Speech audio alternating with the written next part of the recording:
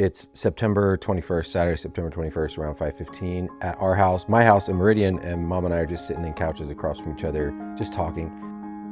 I started thinking about, I could go back to my birth, I could start anywhere in my life. I'm 71 years old, and the thing that came to me was the thing that I felt was a tender mercy from the Lord. I was born into a Scots-Irish family. My dad's last name was Ray, W-R-A-Y. They're from the border of Scotland and England. And my mom was named Hart, and she was from England. The Scots-Irish people love two things. One is social, telling stories, singing together, eating around the table, laughing, as well as they were the Indian fighters. But my dad wasn't during that time. We just did that all the time when we had birthdays and everything. So for every birthday, every anniversary, everything, we got together, we'd have our meal that we loved the most, and then we'd go into the living room, and Rhonda would play the piano, and John would play the guitar, Daddy would play the organ, and we'd all sing. And then we'd sit around and tell family stories. And that's what my life was like, and I loved it.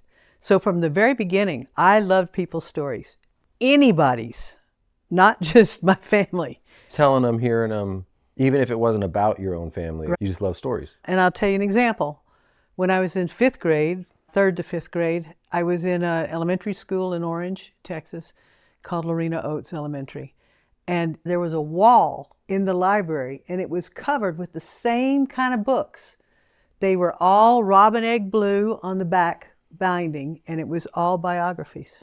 In those years, I read every book in that library. Now, did I go read fiction? Nope. I read everybody's stories. That's when I fell in love with. Now remember, I'm in Texas, and I should be liking Robert E. Lee, but I really loved Abraham Lincoln and George Washington from reading those books. So American history, through that, became my love. But I remember growing up, looking at Dad's books on the bookshelf. So generations repeat and these types of things. And I remember seeing all these biographies, military histories, especially of the great generals of the past, and more than that. And then of course there was fiction and there was science fiction and all that stuff. But I remember loving the stories of people as well. That I always quote Corrie ten Boom, because that particular biography came at my life when I was about 20 when I first got married, and it changed my life. I have found that true stories affect me. I love plays and stuff like that, but I know they're fake. And so I may learn principles, but people's courage that comes from the stories that they truly lived have had a great impact on me in my life.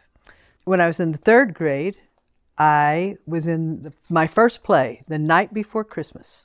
I had a white wig on, and I was the grandma. Do you remember your teacher's name, 3rd grade?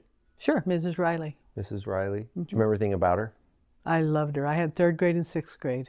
And she was petite, and she had dark hair, and she always wore earrings, and she was so sweet. She was so sweet. And she taught me the best math that I've never forgotten. I can still do all of everything that's not algebra. Yeah.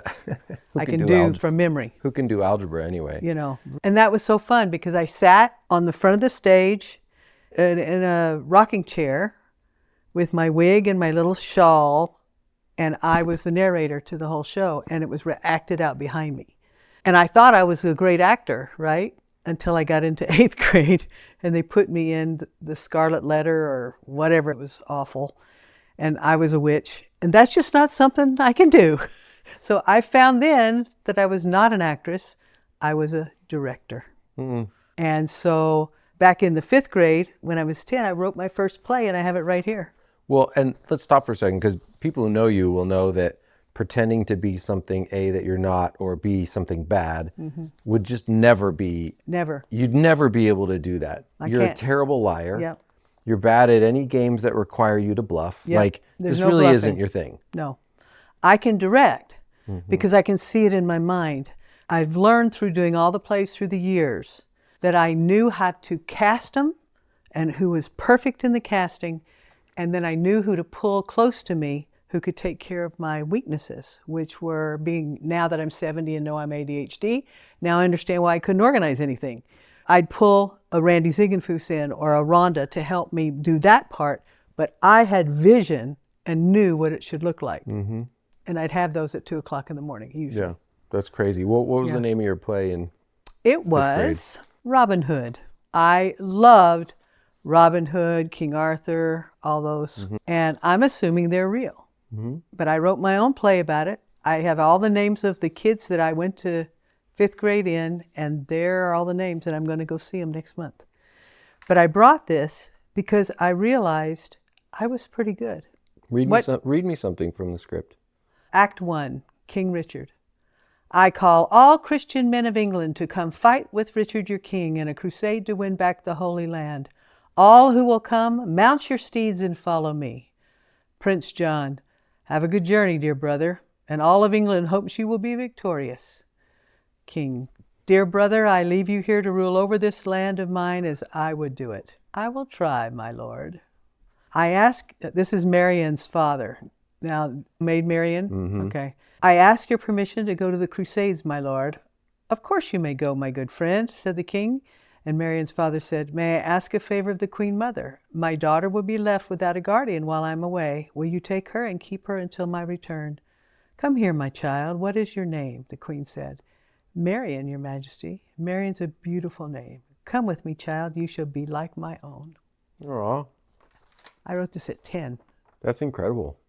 So you wrote, and I'm looking at it right now. You have it all typed up, and it's Rhonda typed it. Oh, Rhonda. Okay. I Rhonda. wrote it. Rhonda typed it. And I gave it out to everybody, right? And we had Robin Hood, King Richard, Prince John, Maid Marian, Rosa, her assistant, Little John, Alan a Dale, Friar Tuck, Elizabeth, Queen Mother, Sheriff of Nottingham, and Will. And I had different acts. We worked on costumes. So you actually put the play on? Oh, yeah. To my class, to our class. That's awesome. Yeah. I just loved it. Well, from an early age, not only did you read and love the stories, but you loved to create from what you had read your own vision of those stories, and it became, in that way, it became a part of you. Right. You made it personal. That's really cool. All right, so that was 5th grade, and then 8th grade, you're like, nah, I'm not an actress anymore. Well, I also in 5th grade wrote a book report and made it into a trial. That's where you get your law love for me. Laugh. At age 13, so you skip up, and age 13, I was still going to the Methodist Church, but I was bored to death. Now, there's some things that are a little different in the Methodist Church.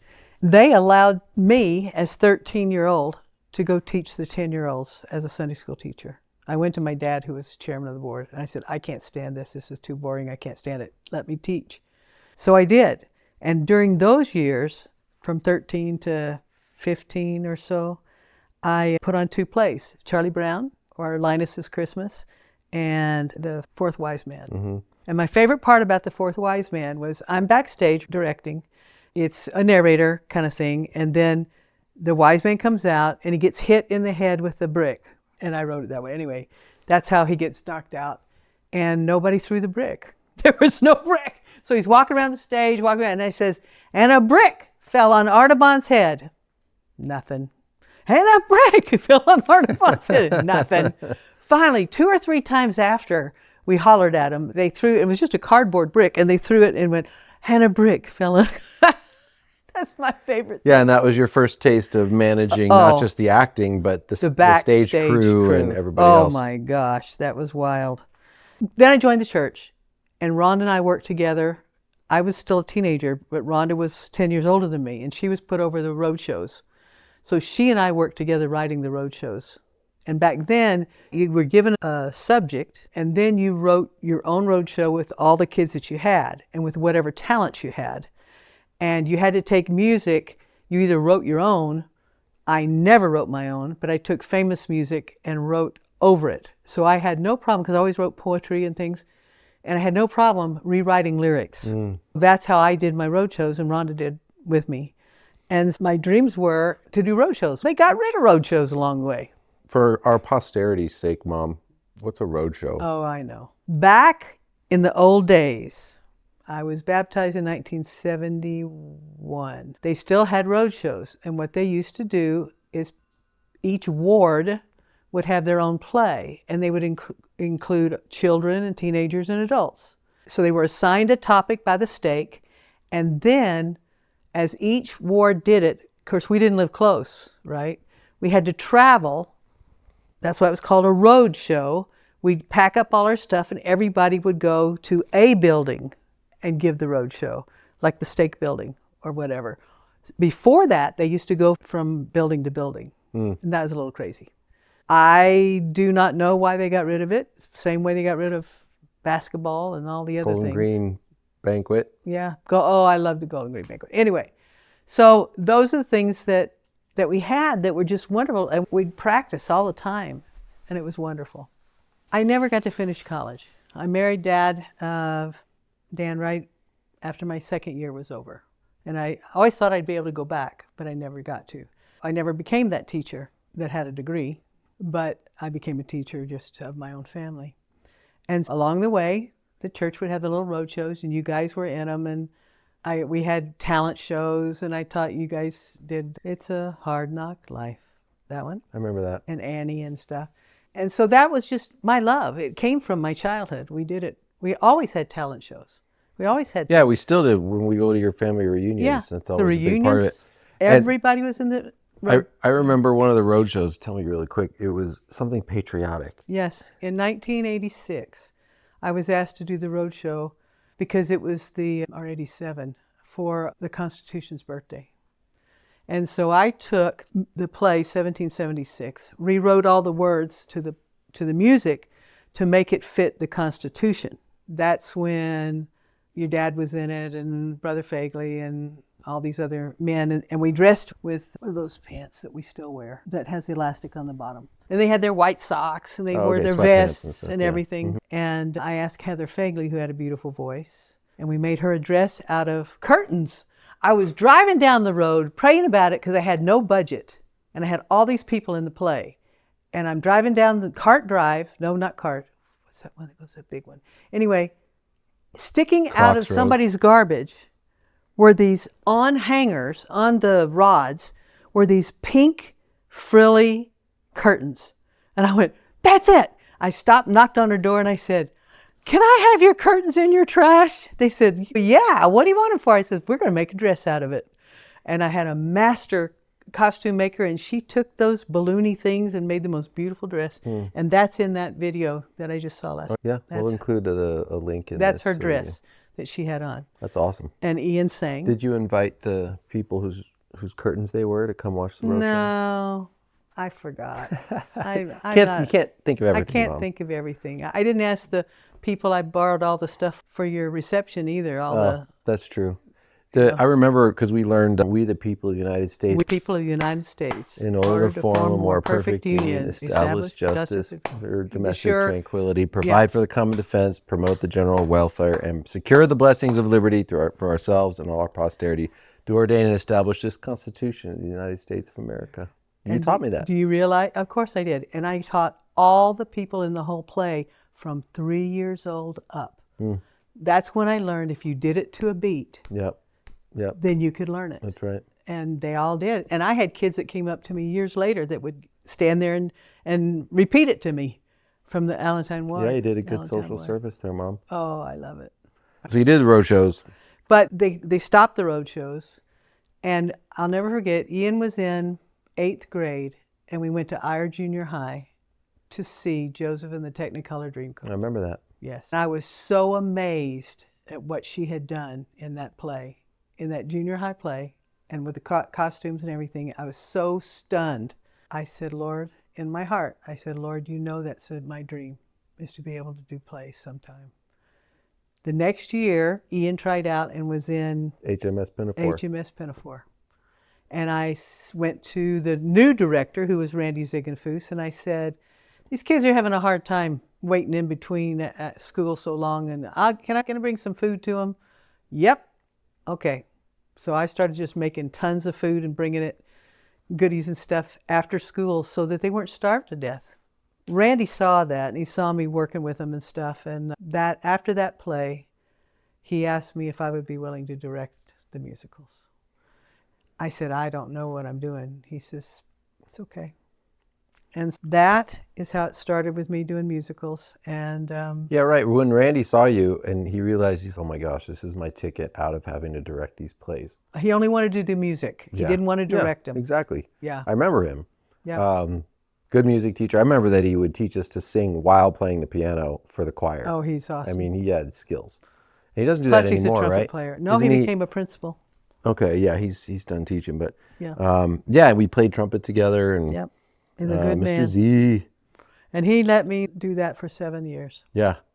So, all right, so HMS Pinafore was the first one. The next year, Once Upon a Mattress. that was Once Upon a Mattress. And then Hobbit. Or Hobbit, then Once Upon a Mattress. No, because I was in Hobbit. Ian must have been in high school by then. Yeah. So that must have been, it must have been Once Upon a Mattress. Sean was the king in Once Upon a Mattress. And then Hobbit. And then Sean was Gollum, and you were Thorin. Mm-hmm. In The Hobbit. And then the next year, you were in 8th grade. Yeah, it was Music Man. And you did Music Man. Yeah. And he did that crazy stuff at the end with the no shirts. The what? I don't remember that. Yes, you do. No. You don't remember? Mm-mm. Remember how they would walk on and they were the singers? Mm-hmm. And there was Ray Griffin and him. Yeah, and the four singers. Mm-hmm. The final night, they came on just with their tie and their suspenders and their pants and no shirt. And I about died. That was Sean Howe. That is the best story. I don't remember that at all. Oh my gosh. It's wonderful. My gosh. It's You were wonderful. probably not on the stage when it happened. No. Yeah. No. Well done, Sean. The one with The Hobbit, Sean had surgery on his knee, so he had to limp around, and he was Gollum.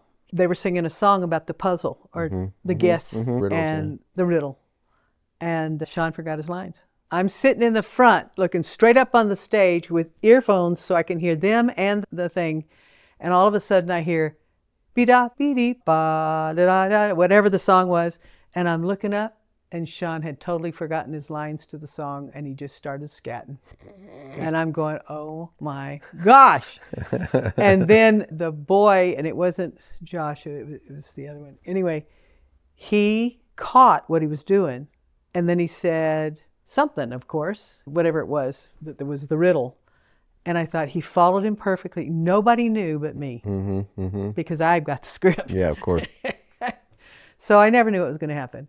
And the good thing about Music Man was we loved watching your change and how you became Music Man, truly became Music Man. The fun thing that we did with putting the men, we had 4 grown men. I remember that. Became the quartet, but I didn't want them on the stage. I wanted kids on the stage. And so we dressed them as the school board. And behind the stage, Randy was directing those 4 men. So when the little guy said, ice cream, it came out, ice cream. And everybody in the audience is going, what just happened? And it was delightful. That's awesome. Well, but those plays, and then the next play I think was Fiddler on the Roof. Yeah. And then I got out of junior high. I don't remember what happened after that. Had to get your gun. And that's when your grandma had her stroke. That's right. So then and it was I kind brought of the done. picture when we do have pictures to show all the posters she did by hand. Yeah, they're amazing. I'm looking at them right now. Yeah. Before we move off of the plays, Yes. I know you loved the big vision of it and the production of it and all of that, but really at its heart for you was the kids. Oh, loved it. And I was in plays in high school, and it was very like, who's the best actor or actress for this role? Right. And that was it.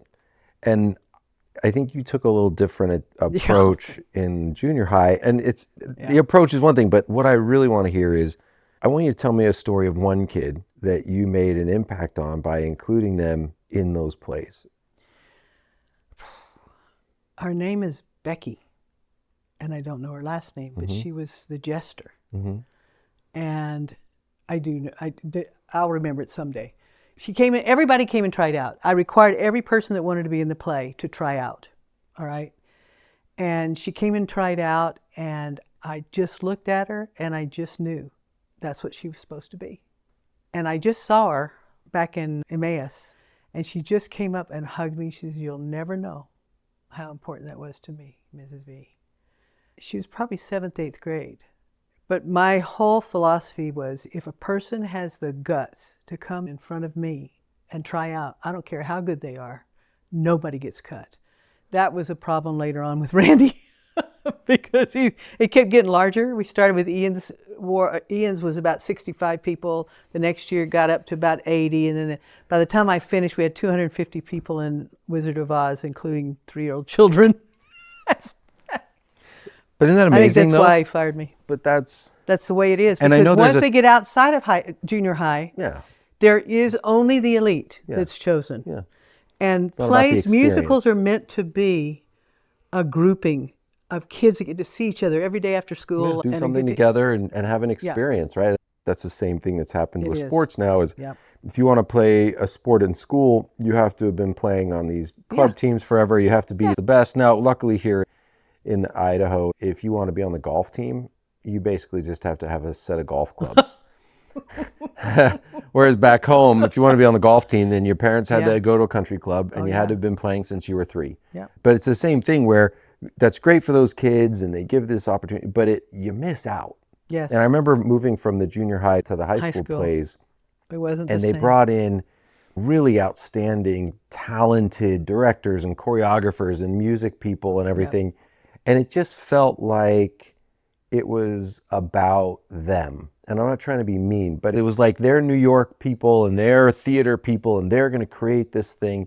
And whenever we were working on the junior high musicals, it felt like it was about us. It was family. I made every kid my child. And I loved them, and they'd come cry to me, and it was junior high, right? The girls would come cry. I remember having a long discussion with Dr. Waddell when he wouldn't let me have the Hinkle boys. He says, nope, you cannot have them. Why? Because they were in trouble all the time. Oh. And I said, you give them to me, and I promise you there'll be no problem. He says, you tell them if they cause one problem in school, they cannot be with you in the plays. And I made them my 2 right-hand men. And they went all the way through all the plays with me. Every year. They were like your crew leads. My crew leads, yes. Yeah. I could trust them. They knew I could trust them, and I expected them to be trustworthy, and they were. I loved them. And what kind of impact that made on the rest of their school? Did they at least they didn't get in trouble when they were in the plays. Much, yeah. Mm-hmm. No, they didn't. They knew they couldn't. Yeah. They'd be kicked out. I did that. I was a advocate. Mm-hmm. For anybody. I've always been advocates for those that aren't the stars, that aren't the golden boys and the golden girls. I go looking and say, what can I do with this one? And the other thing is that I believe that it brought ire together, because we had the one that was the shop teacher. Oh, Mr. Kackenmaster. Mr. Kackenmeister. And we had the art teacher, and we had the home ec teachers who did all the costumes for me for free, extra work, everybody working together and coming together. And they all got to use their skills. They did. You think about that, it is pretty interesting that you were able to get them all involved. I did. And they each did their part. And the students who were good at those things could go and help in those ways. That's right. So they all felt part of something cool. Yes. And that's why there were 250 kids at the end. I know. And there's a lot to manage. I get that. But we made $10,000 out of the programs that your grandmother designed. Wow. $10,000. That's like... We were only given $1,200 for the whole play, right? For doing everything, no matter what size. And I went to Randy and I said, Randy, we got to have more than this. He says, we'll have to earn it. I said, got it. And I went to Grandma and she says, this is what you do. And she started selling. I have some of her programs. She would have each of the children go sell to their grandparents, their aunts and uncles and cousins and everybody, not just stores and stuff to put ads in the program, could say, go for it, girl, and all this stuff. We made thousands of dollars every year. Yeah, that's amazing. Yeah, it was pretty amazing. Because everyone could get around it. So we had this thing, and I remember having really great experiences in there. And then in high school, it was fun, and I liked doing it, but it wasn't the same. No. And that's okay. Everything not everything has to be the same. So I also remember an experience where you guys took us to New York. Oh, yes. And we went to Broadway. Yep. And I remember we went and saw Les Miserables. Yep. And I'll never forget this. Now, did we take you? Was it you who took us? You and Dad and I took you to Les Mis. Okay. I couldn't remember who took me. I just know I was there. Yeah. And I thought you guys were there. And I know I went with a school trip. Yes, you did. And some other things too. But I remember that one. I remember because I somehow sat next to a really pretty girl my same age the whole time. And I remember sharing an arm rest with her and our hands just being really close together. and it was never spoke a word, of course. No. We were just in each other's orbit for a couple of hours. And that's what I remember. And then I remember Eponine. I remember Eponine's voice and how awesome she was. And we made you read Les Mis before we read. All of our boys had to read Les Mis before would take them to Broadway. Wow, that was a big book. Yes. I did read a lot. Yes. And you guys didn't provide any sort of digitized entertainment, so no, there wasn't any back then. So there was. It'll surprise you now that that there was actually options for that. We just not at our house. You got to read and go to Broadway. We got to read and go to Broadway, but what a cool thing. So when you started in 5th grade, then 8th grade, and they get a little bigger and a little bigger, then the Roadshows a little bigger, then the junior high plays a little bigger, and then you walk into New York City on Broadway. I loved it. And you see the production of Les Miserables. And that's not a small cast either. That's a pretty big cast on that in that one. What struck you when you went and saw that? What do you remember from that experience? Oh, it was so emotional. I've come to understand, I used to love to watch to see how they directed it. Toward the end of doing this, I wanted to see how they did all the sets. And Les Mis was miraculous. Whoever designed Les Mis, they should have won every award anywhere because of how they had to fit it on a stage and make it happen.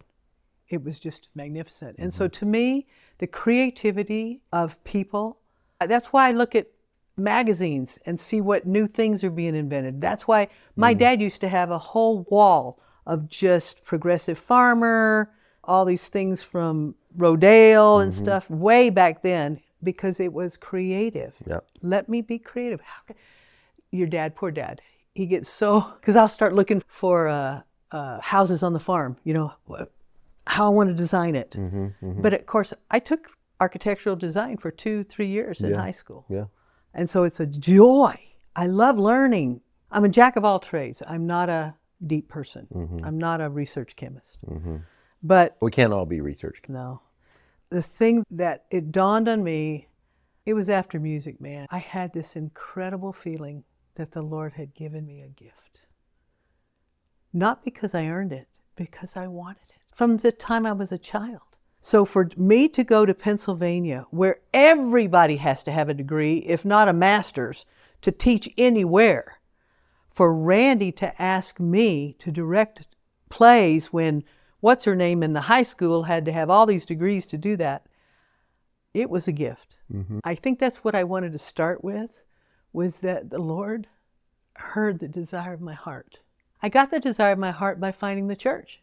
I got the desire of my heart by finding Dad and then having you guys. Those were all the desires of my heart. But this little girl who loved this from the beginning wanted to do musicals, and he gave that gift to me without a degree. Isn't that wonderful?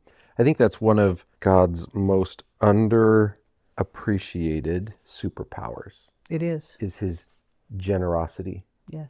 There's a little bit of a feeling, at least in my experience as a member of the church, that you got to earn everything. Yes. Everything is earned. You got to work. You got to keep every commandment. And if you keep every commandment and every rule, and you just do everything you should, then God will give you just enough. I reject that as an adult. I think it's a lie. I reject it completely. Yeah. I think he expects us. It's that quadrant, the 4 squares in the quadrant where high love, where love means high compassion and high expectations. That's like real true love, and not a lot of compassion and no expectations, or a lot of expectations and no compassion, love. Right? No love. I reject that completely now. I think and truly believe that Heavenly Father loves giving us blessings and gifts that we don't, and I air quote this, deserve. Right. We haven't worked for it. We haven't earned it. We didn't do it because we really just gritted it out and we hung on by our fingernails and then, okay, here you go. I think that's a terrible and damaging way to look at our Heavenly Father. And it's unfair to him. Yep. He is perfectly generous. Generous people. You are a generous person. And I ask people this, do you ever meet a really truly generous person? And you know what's funny? Very few people can think of one right off the bat. Really? Very few. They might be like, oh, I guess my grandma was pretty. It is not what it is if you say, have you ever met a really honest or really hardworking or really smart? It's not a trait that people think about. Mm-hmm. And I'll say, and obviously you're a very generous person. I'll take one out of this conversation, right? Carla Bailey, since I can remember, has been a very generous person. Yep. A shirt off your back person. Mm-hmm. Oh, you don't have shoes. Here's my shoes. Yep. Oh, you can't afford to buy a wedding ring for Bonnie. I want to help you buy a wedding ring. Don't tell anyone. And you don't have to pay me back until you can pay me back whenever that is. I don't care. Yep. No questions asked, no judgment. And I think, how different would our relationship with our Heavenly Father be if we really believed that He was so generous to give you a gift that by all earthly standards you didn't deserve. You didn't earn it. You weren't a Mrs. Gleisman. Mrs. Glassman, who was, and I'm not... Was it Glazerman? No, I think Glassman. Not knocking her. No, she had all that. She's a professional. Yeah. You weren't that. But He gave you a gift that you wanted. And why was that? Because you wanted to turn around and use that gift to do good, to bless other people, to bless kids. Yes. I'm just monologuing a little on this because I think too many of us in our family, in our wards, in our neighborhoods, forget that one of God's perfect traits is generosity. Absolutely. And if you think about the word ungrateful, ungrateful means you don't even think about it. That's what ungrateful means. I think that's one reason that I'm grateful that I'm starting to go back and relook at my papers, my life. That's why I would warn you and everybody else in the whole world, don't throw everything away, because I promise you, your memories will go. And if you don't have something to trigger it, like this, I may not need it up forever, but I've got it. Mm-hmm. And this, which is to Daniel, my greatest friend and supporter, this was for him helping me for Once Upon a Mattress. Vision without effort is daydreaming. Effort without vision is drudgery. I remember this. But vision coupled with effort will obtain the prize. Thomas S. Monson. I remember that forever, at our house. And generosity and learning to give. Somebody said to me yesterday or today about being a mom. I said, there's a lot of people around us that don't have moms. They may not have the mom they want. They wish that we're more kind or more loving or more helping or jump in and help them cook or any of those things. I look around and I say, who needs a mom? Who needs a grandma? Okay? And that's what I do in my ward. Yep. I believe that the Lord was grateful to me that I was willing to go help His children. Mm-hmm. And I love those boys. I will always love those boys, those Hinkle boys. Mm-hmm. And because Dennis Hinkle's daughters, who were 3 and 5, were in my Wizard of Oz, that's why he called and asked me to work for him. Yeah, all the connections. It all connected. Because at the end of it, and we'll start wrapping up, but the end of it is that when you're on the Lord's errand, all of His gifts do double duty, sometimes triple duty. And this is where He's a master strategist. Absolutely. He's pulling strings and pushing little things around and making things happen to bless the maximum number of people. Yeah. Everything He does is designed to bless the most children that He possibly can, including the people who do the work. Because, by the way, those plays weren't easy. There's a lot of time. There's a lot of headaches. There's a lot of things. You were willing to do that. So He took that and He magnified it. And He blessed all these kids. And He blessed parents who you probably don't even know about, who were praying and hoping that someone would help their kids. And I brought the parents in to help. That's right. And so you see this happen, and I just love this. And as we finish up, I want to witness to that if we are willing, if we will mix just the smallest amount of faith and willingness to be a tool in His hands, He turns us into an orchestra. And He uses our little effort where you're directing and making people stand here and say this there and get this costume and all that. He'll take that and turn it into something that gives the taste of love and care to teenagers who maybe weren't getting it or who needed to feel that from you. And who knows how that's changed their life. Yeah. So there were many children that I cast, and I double cast for a reason. I double cast every play, which doubled my work. Yep. But there were kids that when I saw them on the stage, it's the only time they did anything that they were proud of. Yeah. I'll tell you one more thing. There was an eternal change in one boy. His name was Matt Mashad. Mm. Matt Mashad, from the time we announced we were going to do Fiddler on the Roof, we took some of the kids to New York City to see it before it actually went on to stage. And Matt went. That summer, he memorized all of the lines for Tevye. He knew he was supposed to be Tevye. He's a little short, round guy, and he just knew he was supposed to be Tevye. And he did magnificently. He fit it perfectly. Just a few weeks before, his grandparents came down to see him. And Mashad is a French name, M-I-C-H-A-U-D. And his grandparents said, Matt, we have to tell you something. They said, your last name is not Mashad. They gave him a Jewish name. They said, your great-grandfather was in the pogroms in Russia, left and went to France, and to keep his family alive, he changed his name to Mashad and joined the Catholic Church. That's why Matt was pulled to do it. Mm-hmm. And the only reason they told him was because he was pulled to do it.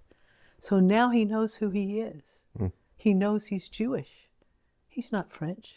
That so greatly affected me. A boy finds out who he is. It's worth every minute, and certainly I remember it, and it formed an important part of my life at that age. But Mom, thanks for the conversation. We should do this again. We will do it again. Love you. Thanks for sharing and being awesome. Thank you, honey.